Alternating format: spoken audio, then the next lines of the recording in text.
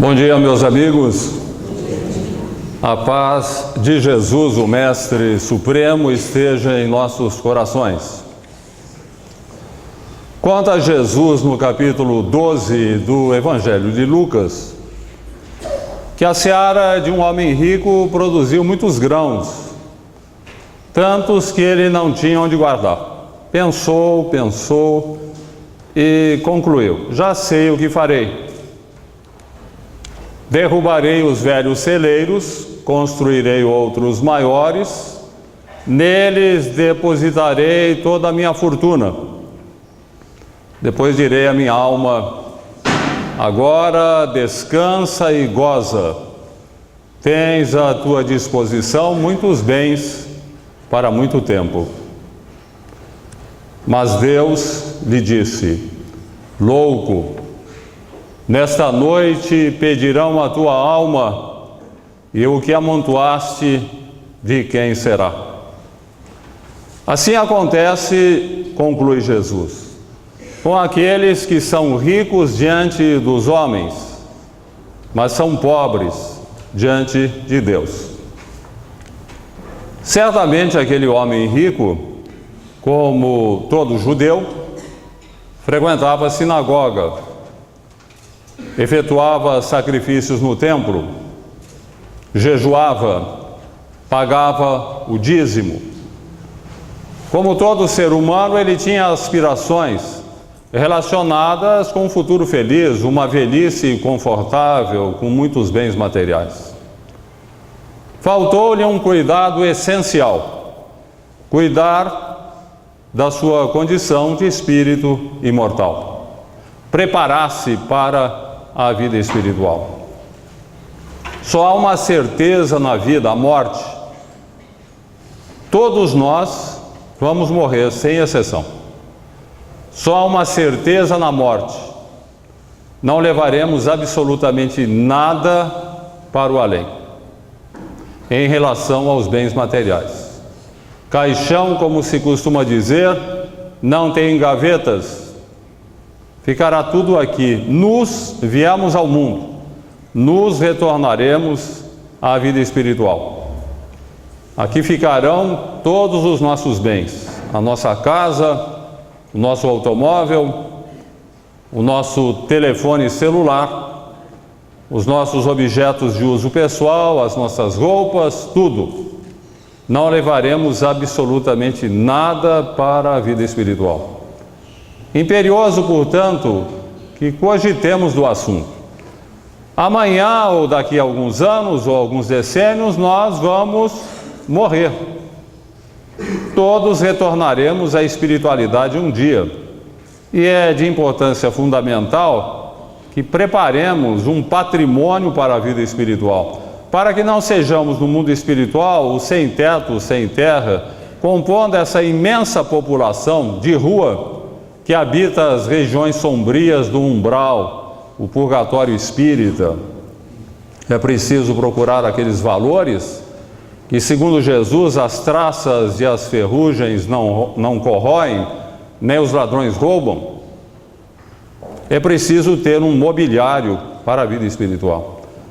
A propósito, vale lembrar a história daquele turista brasileiro que estava numa visita ao Cairo, no Egito, e ali ele ficou sabendo da existência de um homem muito sábio que morava na cidade. Desejou conhecê-lo. Foi até a sua casa e estranhou, porque o sábio morava num único cômodo, onde havia apenas uma pequena mesa e uma banqueta. Uai, murmurou o turista brasileiro. Era mineiro. Uai, onde estão os seus móveis? E o sábio respondeu com a mesma pergunta: onde estão os seus móveis? Não, eu estou de passagem por aqui. Eu também, respondeu o sábio. Eu também estou de passagem pela terra. O sábio tinha plena consciência de que era preciso preparar um patrimônio para a vida espiritual, porque aqui nós estamos todos de passagem. Fundamental, portanto, se temos consciência desta realidade, de que um dia vamos morrer e de que a alma é imortal, nós retornaremos à espiritualidade, se temos consciência dessa realidade, é preciso investir para a vida eterna. Fazer investimentos a fim de que estejamos bem ao desencarnar, tenhamos onde morar, onde ficar, sem compor a população de rua do umbral. Há dois tipos de investimentos que nós temos que fazer se queremos preparar um mobiliário para a vida espiritual: o investimento intelectual e o investimento moral. O investimento intelectual é aprender sempre, estudar sempre, desenvolver conhecimentos e aprender a definir o que é a vida, de onde viemos, por que estamos na Terra, enfim, investir na intelectualidade, no conhecimento, no desdobramento de nossa visão da vida. E o investimento moral seria a nossa adequação às leis divinas, cumprir aquilo que Deus espera de nós. Deus foi muito generoso conosco quando nos enviou Jesus para facilitar as coisas. Nos trouxe uma cartilha, o Evangelho, onde Ele ensina e exemplifica o que devemos fazer para que estejamos ajustados às leis divinas, cumprindo aquilo que Deus espera de nós. Com o desenvolvimento intelectual, conquistamos a sabedoria. Com o desenvolvimento moral, conquistamos o amor, que é a lei suprema de Deus. O amor e a sabedoria são duas asas que nos permitirão alçar voo rumo à perfeição. Agora, há um detalhe importante que nós temos que levar em consideração. Nós temos que agitar simultaneamente essas duas asas. Não basta agitar apenas uma. Nenhuma ave voa com uma asa só. É preciso movimentar as duas. Se movimentarmos apenas uma, rodaremos em falso e poderemos nos comprometer. Aqueles que agitam apenas a asa da intelectualidade podem desenvolver uma grande inteligência, mas lhes faltando o conteúdo moral, a agitação da asa do desenvolvimento moral, vão se comprometer e podem fazer estragos para si mesmos e para o próximo. Hitler foi um homem muito inteligente. Stalin foi um homem muito inteligente. Mao Tse-tung foi um homem muito inteligente. E todos eles fizeram estragos imensos, responsáveis pela morte de milhões de pessoas, porque, subdesenvolvidos moralmente, perderam as perspectivas da vida, a orientação de como agir de uma forma adequada, cumprindo a vontade de Deus. Por outro lado, o desenvolvimento moral, se ficarmos apenas no desenvolvimento moral, atrelado superficialmente à religião, vamos cair na fantasia. Na Idade Média, observamos que muitos cristãos entravam para o terreno da alienação, porque não se preocupavam com o desenvolvimento intelectual, aquela capacidade de distinguir ou discernir aquilo que é interessante para a nossa economia espiritual daquilo que é mera fantasia. Muitos cristãos, na Idade Média, afastavam-se do convívio humano para livrar-se das mazelas da terra entre os homens e encontrar Deus. Iam para o campo, esquecidos do fundamental, que nós somos seres gregários. Não podemos nos isolar.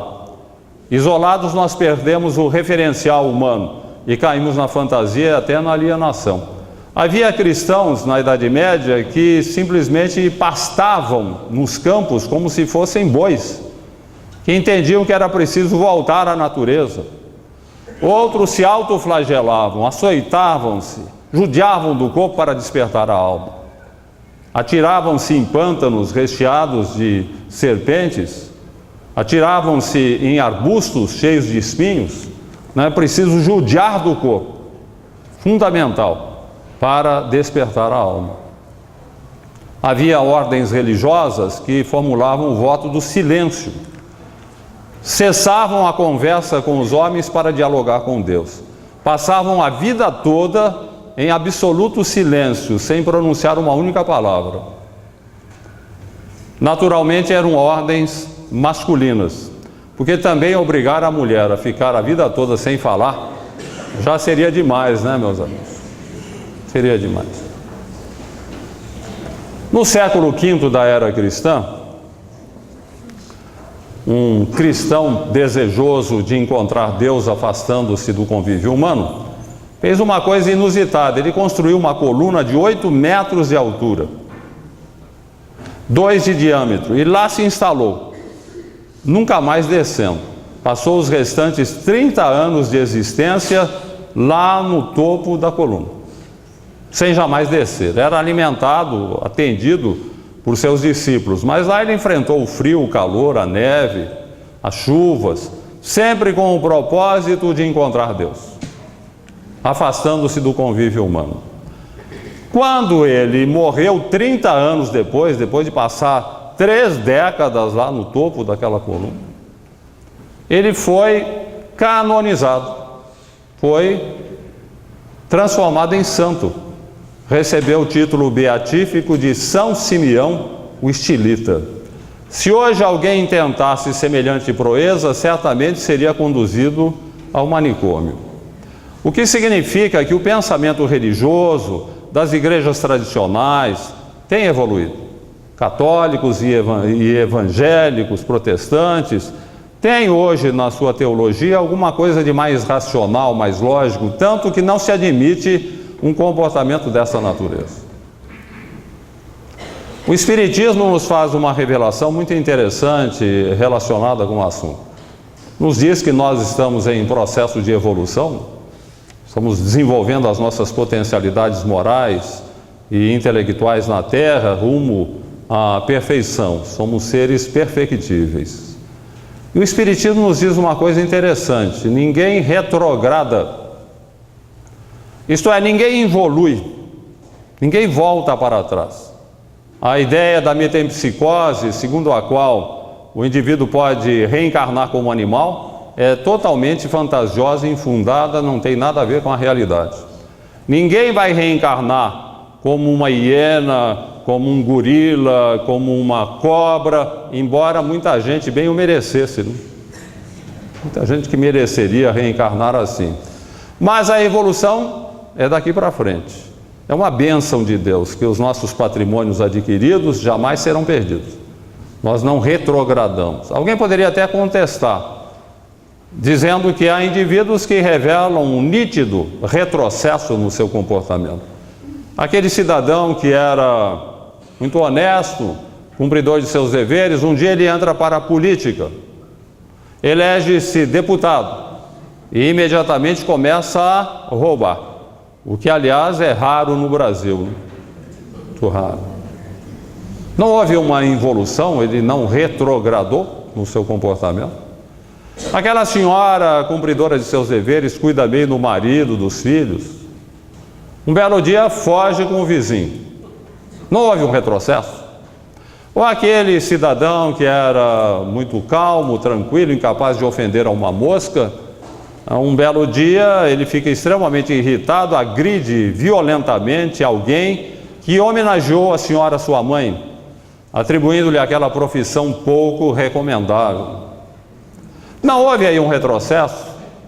O espírito não retrogradou? Não, ele apenas revelou que por baixo do verniz social ainda há um indivíduo, um espírito cheio de imperfeições, de mazelas, como aliás é uma característica do ser humano. Agora, o mais importante nessa história: se ninguém retrograda, se não há retrocesso evolutivo, nós temos multidões, e isso é importante. Nós temos multidões na Terra literalmente estacionárias. O Espiritismo também nos fala isso. O cidadão estaciona. Quando é que ele estaciona? Quando deixa de aprender, de interessar-se pela leitura, pelo desenvolvimento intelectual, e quando deixa de lutar contra as suas imperfeições, procurando aprimorar-se moralmente. Isso costuma acontecer depois dos 60 anos, quando garantido o sustento diário pelos proventos de aposentadoria ou pelos investimentos feitos, o cidadão sente-se plenamente eximido de qualquer esforço, qualquer trabalho, qualquer aprendizado. Ele entra em ritmo de marca-passo. Nós temos multidões em ritmo de marca-passo. O que é pior, o indivíduo começa a permitir uma coexistência pacífica entre o que ele tem de bom e o que ele tem de mal, entre vícios e virtudes. Ele antes ainda se preocupava, agora ele vai levando, não tem preocupação nenhuma. Deus foi muito sábio quando estabeleceu limites à existência humana por volta de 80 a 100 anos, porque se entrando em ritmo de marca-passo espiritual, nós ficássemos aqui na Terra mais 500 mil anos, continuaríamos marcando passo. A morte é um tremendo choque evolutivo. Ela joga o cidadão em regiões umbralinas compatíveis com a sua inércia, e lá ele tem um choque, ele vai despertar, ele vai acabar compreendendo que não pode ficar parado, que nós temos que evoluir, que a vida é um processo de aprendizado e aprimoramento permanente. O ritmo da vida é esse. Se eu não fizer isso, eu estou fora dos ritmos da vida, candidatando-me a ser amanhã no mundo espiritual sem teto, sem terra, compondo essa imensa população de sofredores, população de rua que habita as regiões umbralinas. Isso pode parecer estranho, mas o processo mediúnico nos fala isso. No contato com os espíritos, nas manifestações mediúnicas no centro espírita, eu tenho participado de muitas reuniões mediúnicas há muitos anos, e uma coisa que sempre nos constrange, nos espanta, é ver a quantidade imensa de espíritos que sequer sabem que desencarnaram, que vão para a espiritualidade e ficam em estado de perturbação, numa situação absolutamente lamentável. Por quê? Porque não investiram para a vida eterna, segundo Jesus. Não buscaram aquela riqueza que as traças e a ferrugem não corroem, nem os ladrões roubam. Não fizeram investimentos intelectuais e morais, então ficam perdidos na espiritualidade. Allan Kardec, no livro O Céu e o Inferno, ele reporta-se a várias experiências dessa natureza, a várias manifestações de espíritos perdidos na espiritualidade, numa situação constrangedora. Há uma manifestação que deve merecer a nossa atenção, é de um ancião, que ele dirige-se à sua neta, dizendo-lhe que lamentava muito o tempo que perdera na terra. A neta estranha: mas vovô, o senhor não foi um homem honesto, cumpridor de seus deveres? Eu sou testemunha disso. A resposta desse espírito deveria estar inscrita na nossa consciência para lermos todos os dias.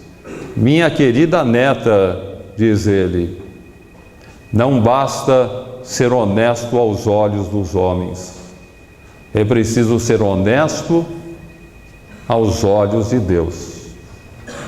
Ser honesto aos olhos dos homens até que não é tão difícil.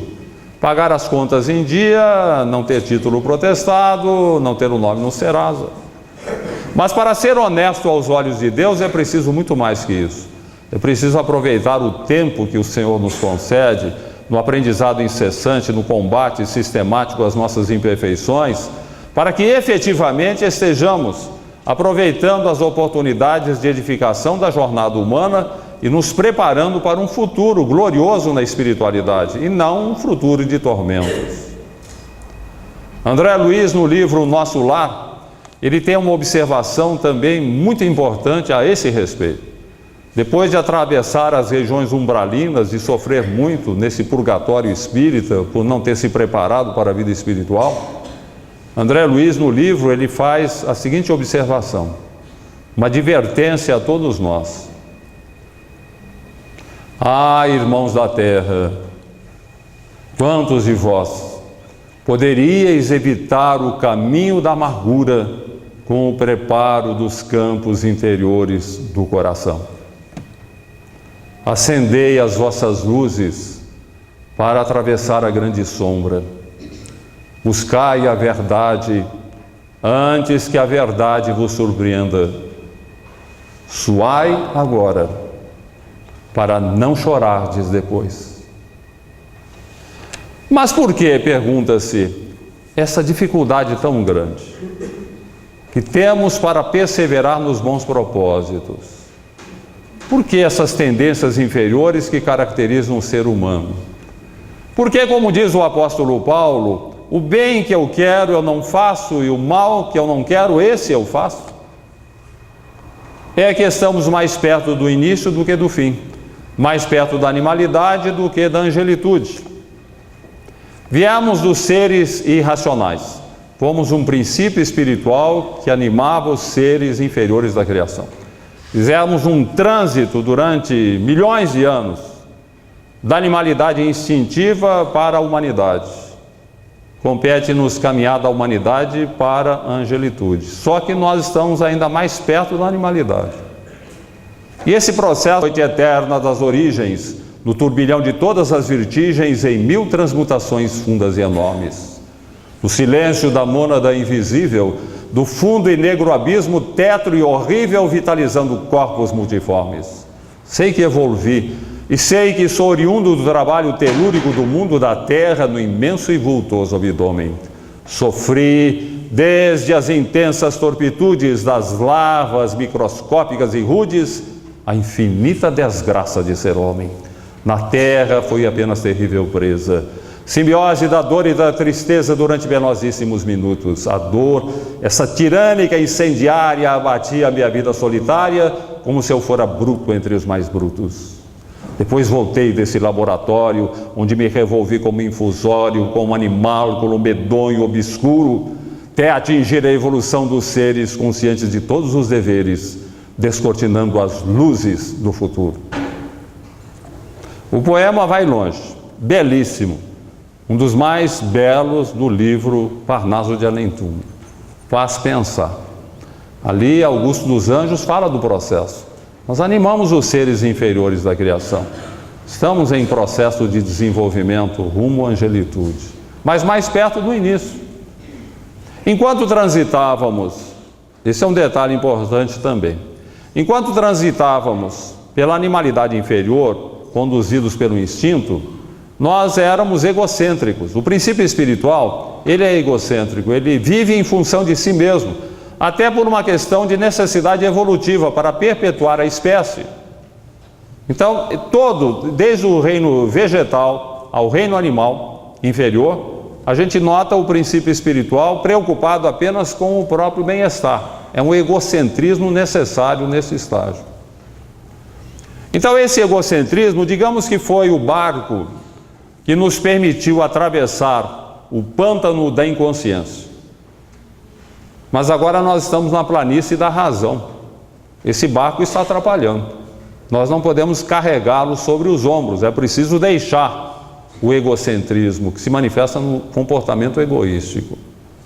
Por isso nós estamos na Terra, um planeta de provas e expiações, onde a dor, a dificuldade, os dissabores, tudo atua em conjunto como uma lixa grossa, que desbasta as nossas imperfeições mais grosseiras e nos leva a acordar para as realidades da vida. Então nós vivemos na Terra em um planeta de provas e expiações. E as pessoas perguntam, o que é prova e expiação? Qual a diferença entre um e outro? Bem, vamos dizer que provação é aquela experiência escolhida pelo espírito ao reencarnar. Ele escolhe que quer passar por determinados problemas e dores e dissabores para superar as suas próprias limitações e se reajustar perante as leis divinas. Digamos que é o criminoso que andou praticando muitos crimes, fez muita coisa errada e de repente ele chega à conclusão de que precisa mudar de vida. Ele entrega-se às autoridades. Olha, eu reconheço aí que andei fazendo muita burrada, eu quero me regenerar. Ele é julgado, é condenado à prisão, vai para a prisão e lá ele vai ser até um prisioneiro, um sentenciado bem comportado, porque foi escolha sua, ele foi lá para pagar as suas dívidas diante da sociedade. Os casos mais notáveis de superação, em que literalmente o espírito, o cidadão com limitações físicas, intelectuais, limitações das mais variadas, ele dá uma volta por cima e se destaca e chama a atenção das pessoas pelo seu comportamento em face das próprias limitações que ele está superando. Um caso notável de superação é o de Helen Keller, admirável mulher americana que viveu no século passado, e Helen Keller, a meu ver, uma das mulheres mais notáveis do século XX. Ela, nenê ainda, sofreu uma grave enfermidade que a deixou surda e cega. Consequentemente, muda também. Porque nós aprendemos a falar ouvindo. Quem não ouve, não aprende a falar. Por isso nós temos a figura do surdo-mudo. O surdo-mudo é surdo, mas ele não fala porque não aprendeu a falar. Agora imaginem, meus amigos, uma situação dessa natureza. Um nenê, cego, surdo e mudo, com essas principais portas de contato com o mundo exterior fechadas, sem imagens mentais, porque um nenê ainda não desenvolveu experiências, não tem imagens mentais, não tem uma palavra articulada, não tem conhecimento da linguagem, nada. Uma noite escuríssima, uma situação dificilmente igual, que dificilmente nós encontramos igual na Terra, em se tratando de limitação principalmente. Então, geralmente uma pessoa nessa situação ficaria numa vida vegetativa, como se fosse um animalzinho. Mas Helen Keller deu a volta por cima. Incrível a experiência dela. Graças ao concurso de uma preceptora, uma professora que a amparava, Anne Sullivan, ela conseguiu aprender a ouvir com os dedos. Ela literalmente ouvia com os dedos. Ela colocava a mão sobre a boca da pessoa que falava, e a pessoa falando, pela articulação das palavras, movimentação dos lábios, ela ia definindo as palavras, e assim ela literalmente ouvia. E o processo através do qual ela conseguiu estabelecer uma ligação entre a movimentação dos lábios e um objeto qualquer foi uma coisa espantosa também. Porque vejamos bem, se isso acontecesse conosco hoje, nós pegando um objeto qualquer e apalpando, nós sabemos o que é. Pega uma mesa, um óculos, um relógio, mas Helen Keller não sabia de nada, não havia relação. E ela conseguiu estabelecer essa relação graças ao concurso da professora, com muito esforço. Enfim, aprendeu a ouvir com os dedos. O outro prodígio, logo em seguida ela aprendeu a falar, usando também o método de aprender a falar com os dedos. Porque ela colocando a mão sobre a boca da pessoa e a pessoa articulando as palavras com a movimentação dos lábios, ela foi imitando essa movimentação, a entonação da voz, foi imitando também o fluxo de ar que sai para movimentar as cordas vocais, e ela, prodígio dos prodígios, aprendeu a falar. A partir daí ela se alfabetizou, aprendeu a linguagem a leitura dos cegos, o método Braille, foi para a escola, formou-se, tornou-se escritor e conferencista. Um negócio realmente incrível. Ela fazia palestras, naturalmente falando com uma certa dificuldade, alguém que nunca ouviu um som, né, aprender a falar, mas ela falava, fazia palestras motivacionais, procurando demonstrar aos deficientes, de um modo geral, deficientes físicos principalmente, que é possível dar a volta por cima, ninguém deve se entregar. No livro Minha Vida de Mulher, ela escreveu alguns livros, tem uma observação muito importante dela. Ela diz assim: ninguém sabe melhor do que eu o que são as angústias proporcionadas pelos defeitos físicos. Não é verdade que eu nunca esteja triste, mas há muito aprendi a não me queixar. Mesmo o ferido de morte deve empenhar-se por manter os seus dias com alegria, por amor dos outros. Eis para que serve a religião: infundir-nos a coragem de enfrentar com otimismo e boa vontade os percalços da existência humana. Admirável Helen Keller, admirável mulher. Ela nos faz nos sentirmos muito pequenos quando lemos a sua biografia. O quanto, às vezes, por problemas tão simples, coisas tão corriqueiras, nós nos sentimos o coitadinho, né? Achamos que o mundo está contra nós e nos sentimos infelizes. Uma lástima. Aquele que se sente o coitadinho ele vai ser profundamente infeliz, ainda que a vida lhe atenda a maior parte das suas reivindicações. Ninguém deve sentir-se o coitadinho, não. Nós somos todos filhos de Deus, criados para a perfeição. Se enfrentamos situações difíceis na terra, é porque necessitamos delas, para que possamos acordar em relação aos objetivos da existência humana. E há as expiações. A expiação envolve os mesmos problemas, dificuldades e sabores do espírito em provação. Com um detalhe, ele vem meio na marra, são coisas impostas a ele. Ele é aquele criminoso que andou fugindo da polícia, andou praticando muitos crimes, fazia muitas coisas erradas, sem se arrepender. Um dia a polícia o apanha, ele vai a julgamento e vai para a prisão. Reencarna, com limitações variadas, com problemas variados, para que ele possa ressarcir-se diante das leis divinas. Só que há uma diferença: o espírito em expiação, ele se rebela, ele não aceita, ele veio na marra. Aquele criminoso está sempre querendo fugir da prisão. Então aquele cidadão que nasce num meio pobre, miserável, uma situação difícil, ele foi um homem poderoso, rico, senhor da vida e da morte sobre muita gente, hoje ele não se conforma de estar naquela situação de penúria em que se encontra para conter os seus impulsos inferiores.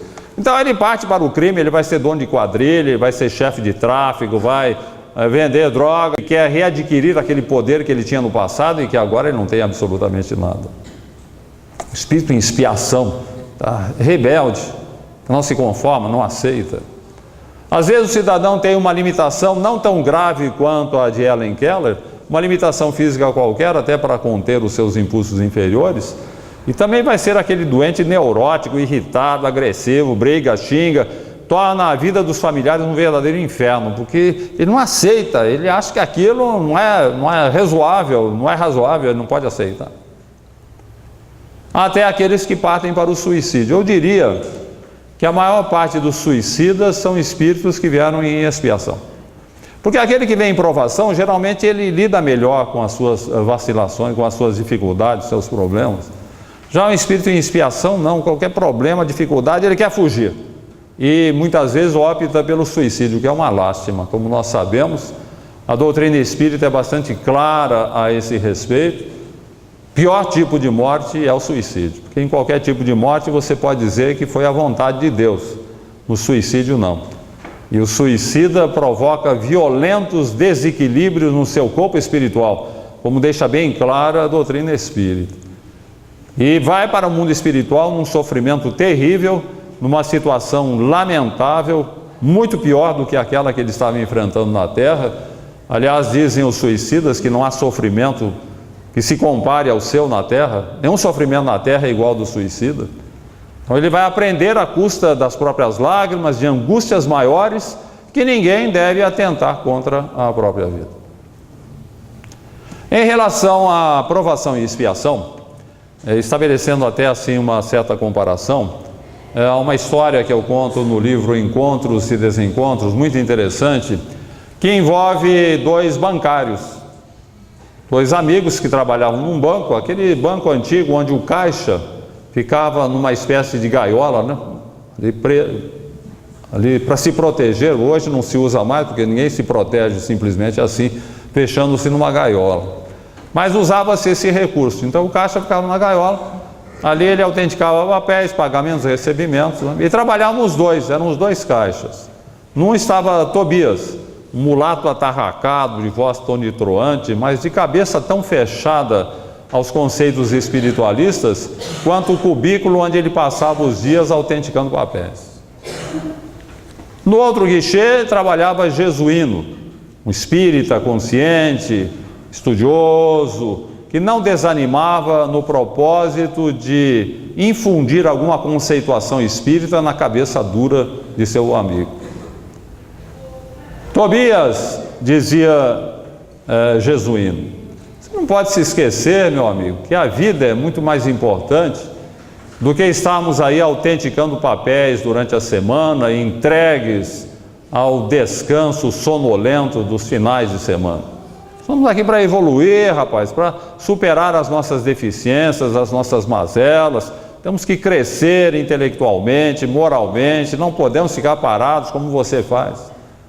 Ah, qual nada, respondia Tobias. Isso aí é bobagem, eu não acredito em nada disso, não. A vida é uma confusão muito grande, há muita maldade no mundo, muita gente mal intencionada. Me deixa aqui no meu cantinho sossegado, não quero complicações, nem quero ilações filosóficas. Mas, Tobias, não pode ser assim. O mal no mundo é o bem que ainda não chegou, meu amigo. Nós fomos criados para a perfeição. É que a Terra é um planeta atrasado ainda de provas e expiações. Nós ainda somos orientados pelo egoísmo. Estamos aqui para desenvolver as nossas potencialidades, superar o egoísmo, alçar voo rumo à perfeição. Planeta de provas e expiações, pergunta Tobias. O que é isso?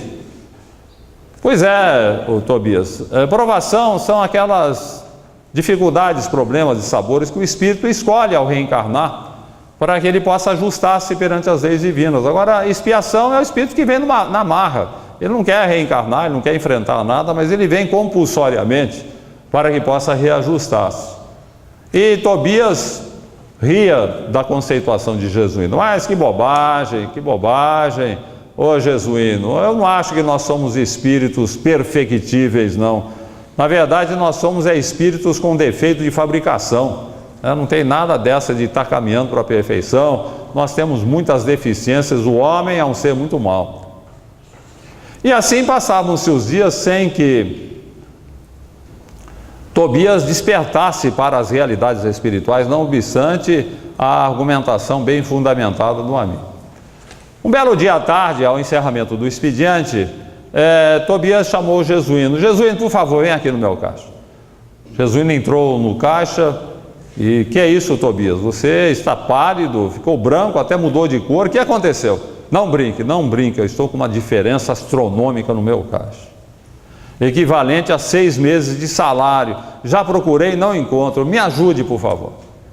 E Jesuíno ajudou o amigo, ficou lá depois do expediente com ele, conferiram todos os papéis, as autenticações, entrada e saída de dinheiro, a fita de caixa, contou e recontou o dinheiro. Não, efetivamente havia uma diferença, equivalente a 6 meses de salário. Pois é, comentou Jesuíno, você entregou esse dinheiro a mais para alguém. Ah, meu Deus, lamentava-se Tobias, o que vai ser da minha vida, da minha família? O banco vai me demitir, eu não tenho dinheiro para repor, o que vai ser de mim? Calma, Tobias, dizia Jesuíno, calma, eu lhe empresto parte do dinheiro e o banco não vai demiti-lo, não. Fica tranquilo aí, vamos dar um jeito na situação, tudo voltará à normalidade. E você ainda tem uma chance em 2. Como assim? Uma chance em 2? Se a pessoa que levou o dinheiro a mais for um espírito em provação, é bem provável que traga de volta. Agora, se for um espírito em expiação, esqueça, dinheiro perdido. Tobias passou uma noite atormentado, sentindo-se já demitido, a família passando necessidades, não conseguiu conciliar o sono. Na manhã seguinte, logo que abriu o banco, entrou uma velhinha, foi até o guichê de Tobias. Bom dia, seu moço. Bom dia. Lembra de mim? Não, senhora, estive aqui ontem, vim sacar um dinheirinho, mas eu acho que o senhor errou nos zeros e me pagou um dinheirão. Levei tudo para casa, quando eu fui conferir, é que vi que o senhor me pagou a mais. Vim trazer o que me pagou a mais de volta. Tobias, trêmulo, pegou o dinheiro, contou exatamente a sua diferença. Voltou-se para Jesuíno, entusiasmado, alegre, e falou com a sua voz tonitruante. Jesuíno é espírito em provação, Jesuíno. Viva a evolução! Finalmente, Tobias começara a entender a conceituação espírita.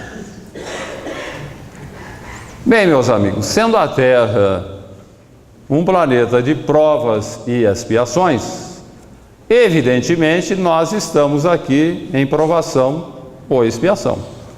Nós não temos missionários. Missionário é um Chico Xavier, um Albert Schweitzer, uma Madre Teresa de Calcutá, um Francisco de Assis, um Eurípides Bassanufo. Esses foram missionários. raros, poucos, os que vêm em missão na terra. Nós outros estamos aqui em provação ou expiação. Seria até interessante, suponho, que tentássemos definir, até para uma posição a ser tomada, qual é a nossa condição, hein? Já pensaram, nós estamos aqui em provação ou expiação? Vamos fazer um teste. Eu preparei um teste bem simples para termos uma ideia se estamos em provação ou expiação. Teste feito de algumas questões do cotidiano que nós vamos grafar ou A, provação, ou B, expiação. Diante da morte de um familiar, espírito em provação, seja feita a vontade de Deus. Espírito em expiação. Mas por que Deus fez isso comigo? Diante de uma doença grave, Deus me dará forças para enfrentar. Espírito em provação. Espírito em expiação. Não suporto este sofrimento. Diante da perspectiva da própria morte, espírito em provação. Entrego-me aos cuidados dos bons espíritos. Espírito em expiação. Resistirei até o último suspiro. Diante da dificuldade de uma prova escolar, espírito em provação. Estudarei mais. Espírito em expiação. Farei uma cola. Diante de um desastre financeiro, espírito em provação. Começarei uma vida nova. Espírito em expiação. A minha vida acabou. Diante de um amor não correspondido, espírito em provação. Respeito os seus sentimentos. Espírito em expiação. Farei um sortilégio de amor. Diante de uma desilusão sentimental, levar um fora. Espírito em provação. Deus é Pai. Aprenderei a viver sem Ele. Espírito em expiação. Deus é Pai. Ele há de pagar. Diante de desentendimento com alguém, peço desculpas. Espírito em provação. Espírito em expiação, a culpa é sua. Diante de prejuízos causados a alguém, espírito em provação, assumo a minha culpa.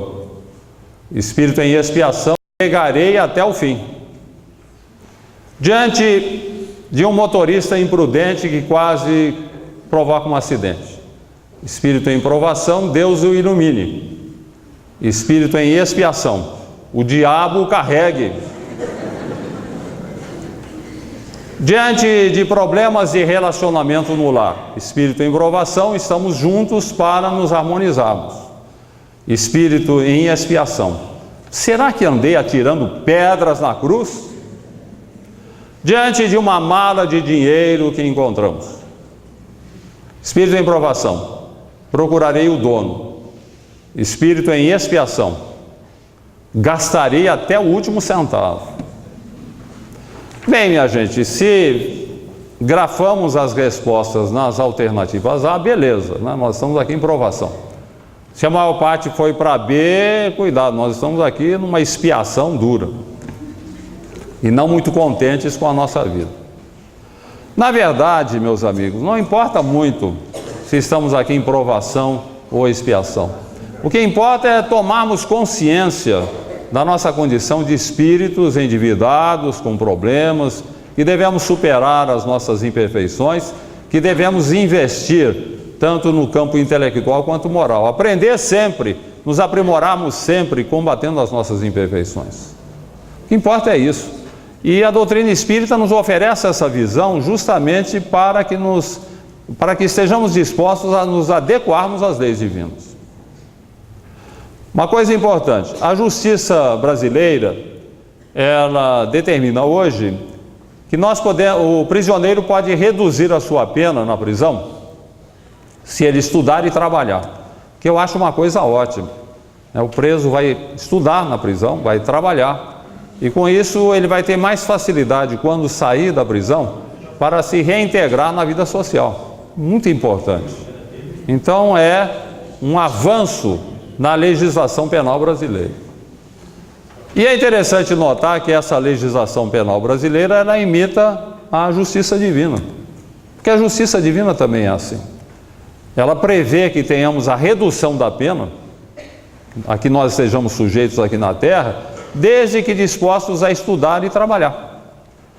O estudo seria procurar o conhecimento superior que a doutrina espírita nos oferece, né? Beleza, quando nós conhecemos o espiritismo, nós nos sentimos mais tranquilos, a nossa pena fica reduzida.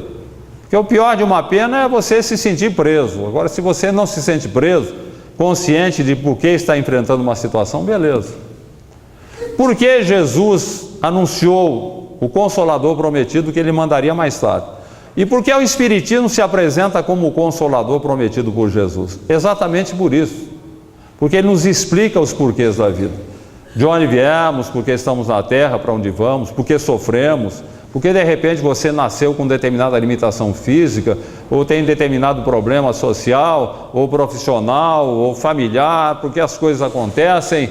E de repente, quando nós temos a consciência de por que as coisas acontecem, nós sofremos bem menos, não tem dúvida nenhuma. A pior coisa é o cidadão sofrer sem saber por que sofre, sem ter consciência de que ele está num processo de evolução e de que ele poderá ser até feliz enfrentando as suas provações se ele tiver um comportamento adequado, cumprindo aquilo que Deus espera de nós.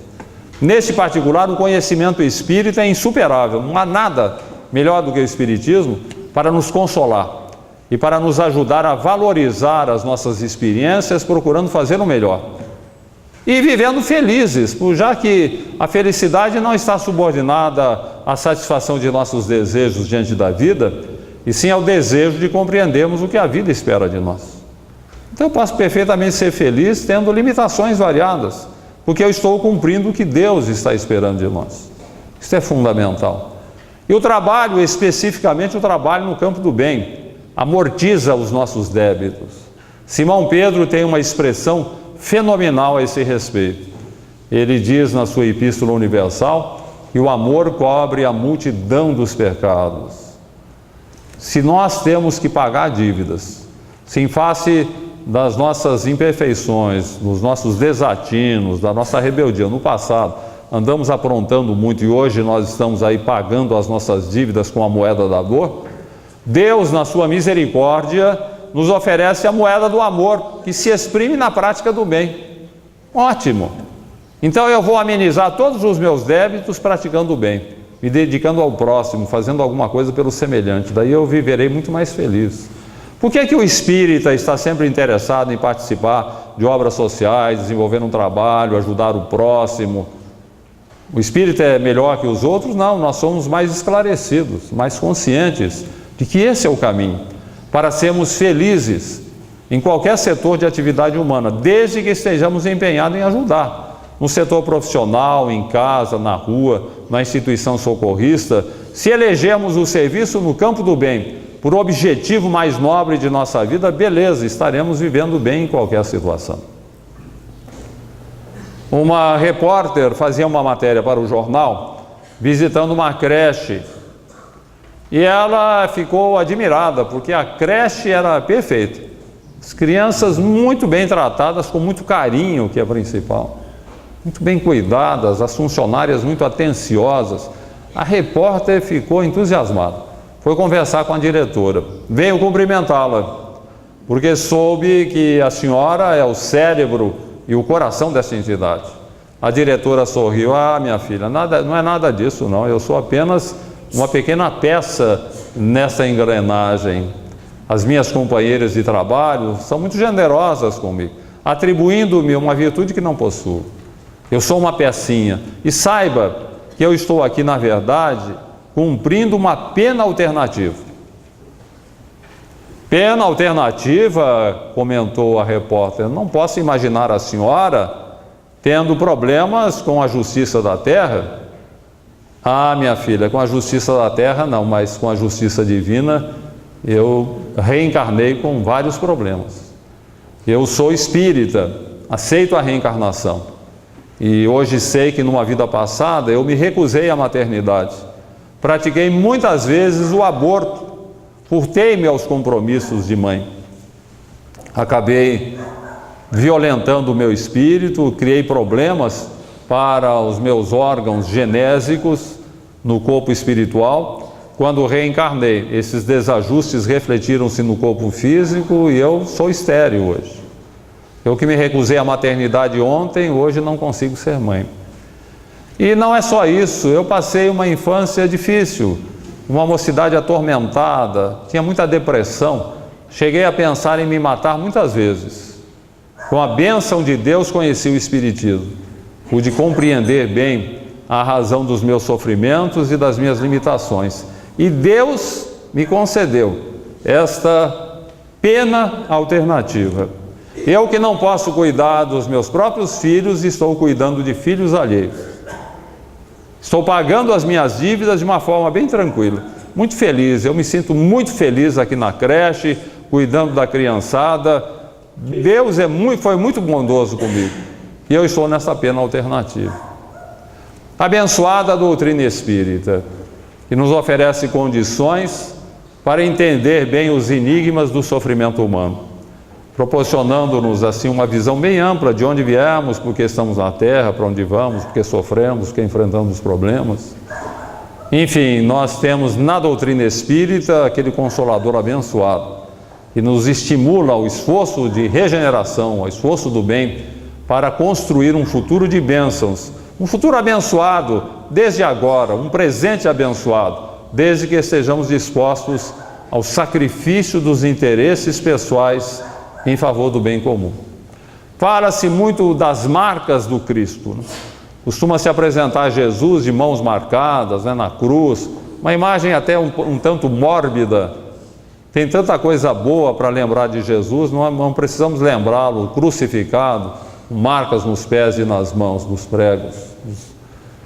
Mas é interessante lembrar que, espiritualmente falando, o ideal será sempre que busquemos as marcas do Cristo. Elas estão representadas pelo sacrifício dos interesses pessoais em favor do bem comum. Sempre que aprendemos a pensar mais nos outros do que em nós mesmos, seja na nossa casa, seja no local de trabalho, na rua, na instituição, sempre que estivermos dispostos a servir, estaremos combatendo o egoísmo, que é o elemento gerador de todos os nossos males. Aquele egoísmo do passado que ainda hoje exerce pressão sobre a nossa vida. Então é preciso buscar as marcas do Cristo. E sem dúvida alguma, muitos de nós, no plano espiritual, quando nos preparávamos para a presente existência, teremos elevado o pensamento em oração, dizendo assim: Senhor, quando me deres o privilégio do renascimento no berçário do mundo, entre as necessidades que apresento e aquelas que não vejo, eis, Senhor, o desejo em que dia por dia me aprofundo.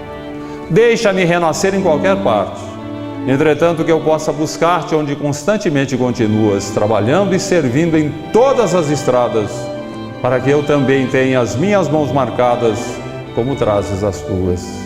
Quanta ilusão em que me debatia, crendo que o desespero fosse prece, a rogar-te alegria e segurança, sem que eu nada fizesse.